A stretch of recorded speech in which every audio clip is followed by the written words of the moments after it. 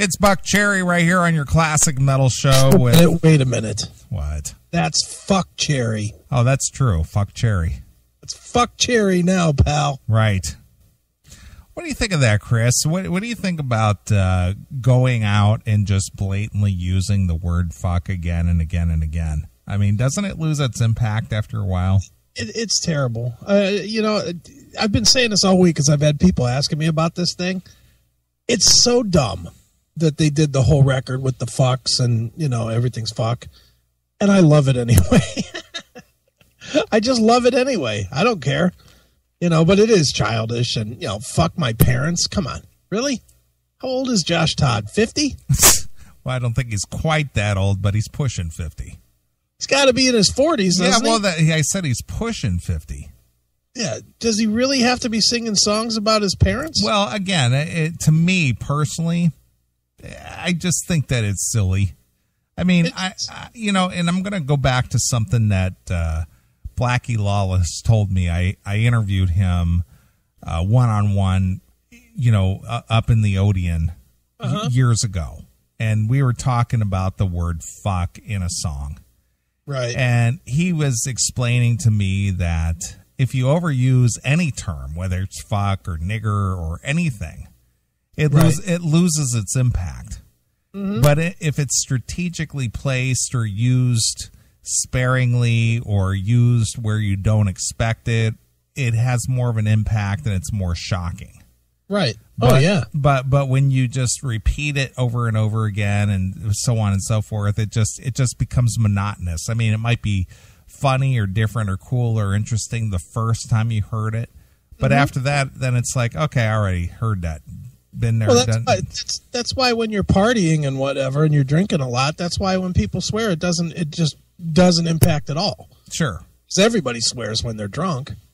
It just becomes part of the commentary. Right. So it doesn't have any, nobody's like, oh, Jesus, did you just say cunt? Yeah, exactly. It doesn't have any impact at all. No, because it's just like, all right, it's just expected or it's just part of the environment or the vernacular, whatever, and then it has no impact. So you make a whole EP with nothing but that, and it's just like, all right, this is just tiresome and boring. Yeah, let's see. I love the record. Well, I'm not saying that it's not high energy or doesn't have a lot of, oomph to it. Right. Josh Todd was born April 4th of 1970. Oh, so he's younger than me, so he's 44. Yeah. Okay. A little old to be singing about his parents, but all right. All right. So anyway, yeah, he's 44. All right. Well, good for him. Yeah, but it's just, all right. I heard it. Next. Yeah. It's definitely not better than 15 or the self-titled or, I'll say that. These, I think the whole concept is stupid. Well, I think this kind of harkens back to, the whole, everybody was into the whole crazy bitch because she's a crazy bitch, everything and this and that. Mm-hmm. And of course that was impactful because he was talking disparagingly about women in a politically correct society now. She's a crazy bitch, Yeah. She fucks so good. She's on top of it. That kind of stuff. Like he's objectifying or sexualizing women that they're just nothing but fucking and throwing away. Right. And, of course, that does not bode well with the politically correct crowd. No. And then they followed it up with a cheesy knockoff of it with that Too Drunk to Fuck song. That's exactly it. Yeah. So it's just like you can only play that hand once. Yeah. And then, all right, you did that already. Now what? Yeah. Now a full EP of it? Come on. All right. Enough. Yeah. You've just sort of played it out.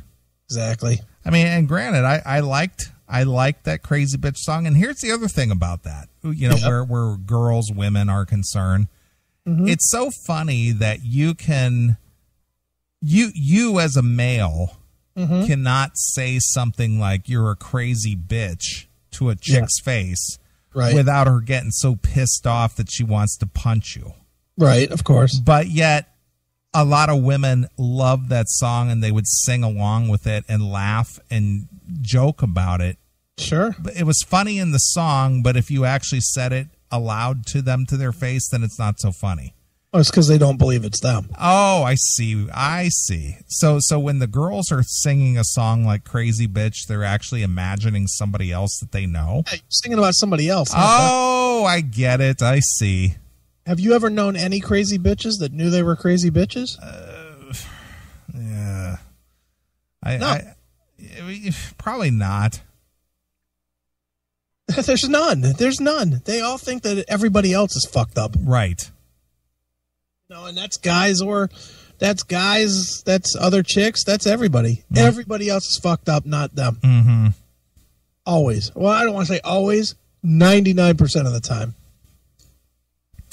Every once in a while, you get a chick that realizes that she's a fucking handful. What is Demon saying in there? Wrong? She's the one. She's probably the one that realizes she's a little fucky. Okay. All right. Well, speaking of Josh Todd. Yeah. And Buckcherry. Mm-hmm. You'd sent me something over here where you think that maybe Josh Todd was maybe drunk or... I'm thinking drunk or just can't hear himself sing because he's just out of key. He's way off. Way off, and it's not like he adjusts back and forth into it. He's just off. Okay. For the whole song. All right. So maybe I'm wrong. Maybe it sounds all right, but I listened to it and I was like, ooh, don't know that I'd want that to be out there on the national promotion. All right. Well, let's take a listen to some Josh Todd live. Is this what you fucking wanted? Is this what you fucking needed?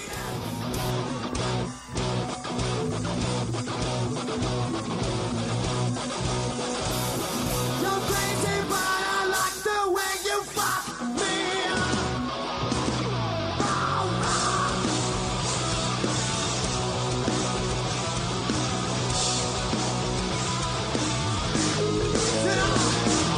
Bring me down, got a lovely face. We're going to your place. Now you got to freak me out. Scream so loud, get fucking late. Want me to stay, but I got to make my way.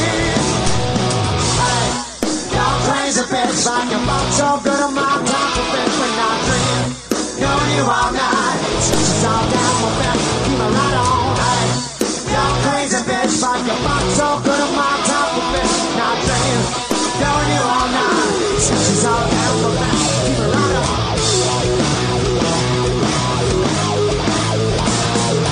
Take it off, paper is your game. Coming bad with fame. Not the one not paid a while. Just so far, won't be a loss. It's almost like he's speaking the spoken word or something. It's just off. Yeah, he's not singing it like he does in the song. Right. But he's also like a half an octave down or something. Yeah. He's not really singing it. He's actually just kind of speaking the words. Yeah, it's like, ugh. And this is not on some little bullshit YouTube video. This is on... like the Yahoo Live, which is like this thing that Yahoo's putting a shit ton of money. Yeah, with Live Nation, they're in partnership with Live Nation. Yeah, and this is what Buckcherry gave them. Let's listen to the studio. All right.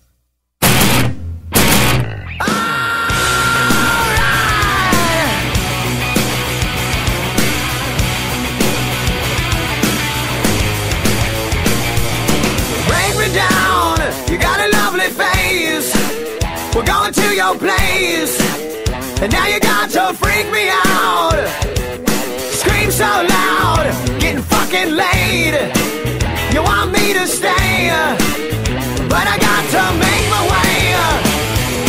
Hey, you're crazy bitch, but you fuck so good I'm on top of it when I dream. I'm doing you all night, scratches all down my back to keep me right on. Hey, you're crazy bitch, but you fuck so good I'm on top of it when I dream. I'm doing you all night, scratches all down my back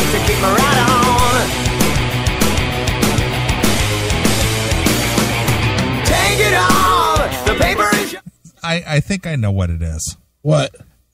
In the record, they're triple tracking his voice. You think? Yeah.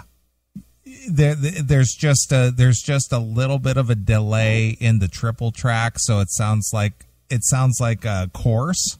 Okay. But as a solo, just the only singer on stage, it sounds very dry. Yeah. I think that's what it is. Hail and kill, caller. You're on the air. Hail and kill, boys. Don't I sound like Motorhome when I say hail and kill, boys? No. Josh, I just think he's just not that good of a singer to begin with. I don't know why people think he's so great and he has such charisma. To me, he just yells, which sounds like an old man thing to say. Whoa, it's just a bunch of yelling. Well, he definitely isn't a singer. No, he just yells. I mean, he's a performer. He's a performer, but he's really not a vocalist or a singer. He's out. You know what he's out of? Honestly, he's out of the Mick Jagger school. Because Mick just kind of throws it out there too. Yeah, Mick's just better at it. And he's kind of better at it when he yells than when he actually tries to sing, because he kind of has this nasal, whiny voice when he, like songs like "Sorry" or basically any of their later ballads. Mm-hmm. And what is it with this saving the world shit that they try to do with their ballads lately? Buckcherry doesn't do serious very well. Just stick to singing your songs about cocaine and sluts. There's a lot of truth to that. I like Sorry. I know it, man. The one song, with the is it Our World or is it These Things? It's the one they dedicated. They tried to tie it in with the BP oil spill. Oh, I didn't even catch that. It was supposed to have some kind of environmental meaning to it. Nice. No, I didn't catch that. I didn't either. That's news to me. There was a little bit of a blabbermouth buzz about it when it happened, but he was trying to tie it in with the environment and how we ought to be taking care of the world and some bullshit like that. Well, everybody's onto the whole green agenda and the carbon footprint and blah blah blah blah blah. Well, when I go looking for my sources to clean up the world, I usually start with acknowledged cokeheads. Absolutely. Then there's the song about It's on 15. It's the one about the chick having basically a mental breakdown. Carousel? Yeah, that must be it. Yeah. It's just anytime Buckcherry tries to do anything besides partying or being pissed off, it just doesn't work. Or psychotic. Yeah, that too. Supposedly Crazy Bitch was originally written about Paris Hilton. Yeah, well, the thing is that they do good songs about social, what's the word I'm looking for, Chris? Social... Commentary? No, dysfunction. Okay. They're good about social dysfunction, be it imbibing in drugs or psychosis or nuttiness or partying or whatever. Nice. That's really where their niche is. Yeah, that's true. I mean, not finger wagging like they do on some songs, but glorifying it. Pretty much, That's what they do. Not writing a concept album about the 7 deadly sins or some bullshit. Oh, by the way, Corey Taylor already had that idea. Sorry. or thinking they're being real edgy by having an EP with all the songs have the word fuck in the title. Yeah, that's dumb. Because nobody says fuck anymore. Right? I mean, they made their splash in the world with Lit Up. Sure. And that kind of set the precedence for them. Yep. Not even when that wasn't even that dirty, except that it explicitly referenced cocaine. Exactly. Talk about a band who was lucky to have a second chance. You're right, especially since they had a major lineup change. Yeah, a whole lineup changed. Everybody left, didn't they? There's Time Bomb tanked, and they broke up, and they were dropped by their label by the end of the year. Right. I think the album came out in like April or something of 2001. They were done by the end of the year, and they got back together, and they were just And I guess they released 15 only in Japan, and they were just pretty fucking lucky to have it be picked up and basically have themselves be embraced the way they have the second go-around. Who else gets that second chance? Yeah, no. I know we were playing 15 long before it came out in the States. Yeah, we did. I had it way in advance. Yeah, I heard it on XM. I think that also came out in the springtime, but I was hearing it on XM like Christmas time that previous year. Yeah. I like that album. That's a good album from them. I think the self-titled in 15 are probably their best. Yeah. I haven't liked a lot of the stuff that they've done since 15, like that Black Butterfly or whatever. That was terrible. That was but really All Night bad. Long has its moments, but I kind of like the Fuck EP only because 6 songs is about as many as they can get out without, the rest of their albums are all filler. Right. Yeah. I like the Josh Todd solo record. That's a good record there. Didn't even hear it. That's a really good record. Heavy. Very good shit. Really? Oh, yeah. I may have to investigate. But That's for me, Buckcherry is a perfect band for a greatest hits album. Right. Or take the 3 or 4 good songs. Or live at the Key 3 or 4 Club. good songs from every album. Buckcherry live at the Key Club. That would be a great record to re-release about 7 or 8 times. Yeah, and there's another. I don't know where it's from, but it's called Live and Loud. It's from about 2009. And just for the record, Jerry, what'd I say? Josh, he sings pretty much the same way as he is in that clip you're playing. Just sort of yelling. Ugh. See, it just doesn't sound good.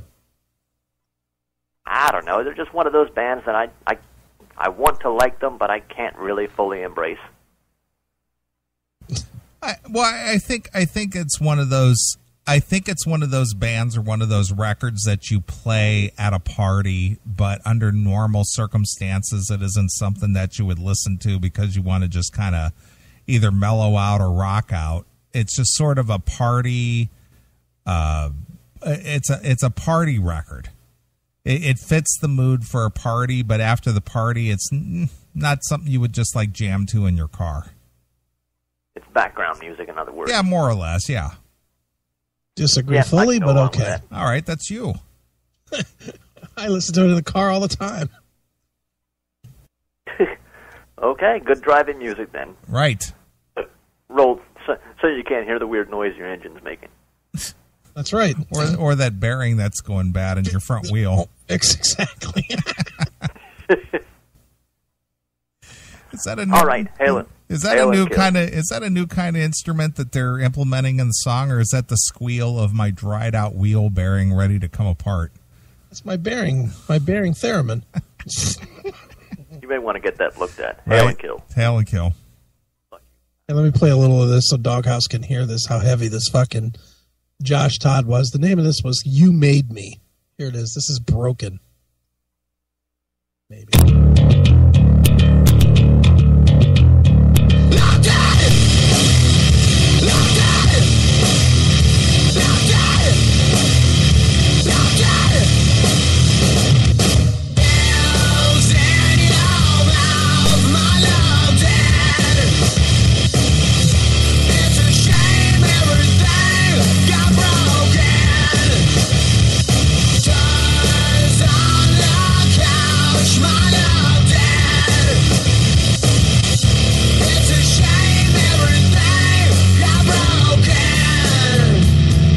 Goes on from there, but plenty of fucky effect on that vocal. Yeah, there was. That was a heavy record though, for him. Sure. But yeah, that's good stuff. I like that. All right, without looking, Mr. Aiken. All right, not gonna look anywhere. Can you name 2 movies that Josh Todd make cameo appearance in? Josh Todd? Correct. Wow. No, I can't name one. Really? He was in The Banger Sisters. Which I didn't see. And he was in The New Guy. Which I didn't see. Okay. I've not seen either of those. All right. There's a scene in The Banger Sisters with Goldie Hawn and can't think of the she's an older actress. Can't think of Meryl Streep? No. In that same era, though, she was married to Tim Robbins. That's not Meryl Streep? No. Oh, what is that bitch's name? Yeah, she's like a political cunt. Yeah, her. What's her name? I'm looking it up. Tim Robbins, cunt wife. See if that comes up. I'm just curious now if that comes up. Oh, that came up. Susan Sarandon. That's her. It did come up. There's a scene where Goldie Hawn is working at the Whiskey. Okay. And Josh Todd is a musician playing in one of the bands at the Whiskey. Oh, nice. And, you know, she's past her prime, but she still kind of retains that, you know, the trappings of youth, as it were. Okay. And she notices him in, the place is closed up. It's like 3 or 4 in the morning. Yeah. And so she thinks she's going to hook up, and she sees him sitting in his car. Right. So she's thinking that she's going to make the move. Okay. To see if she still got it. Right. And while she's sort of like kind of making eye contact with him because he's in a car sitting next to her car. Mm-hmm. And she's like, she's thinking that she's going to hook up with him or something. And then some girl's head pops up out of his lap. Nice. So that's like one. And then there's a scene in the movie The New Guy. Okay. Where he's one of the inmates in the jail. I could see that. And, you know, of course he's shirtless. Of course, so he can show off those killer tats. Exactly. And actually, that was kind of a silly movie. What is it called? The New Guy? New Guy, yeah. I haven't seen that. Is it in a Netflix? I think so.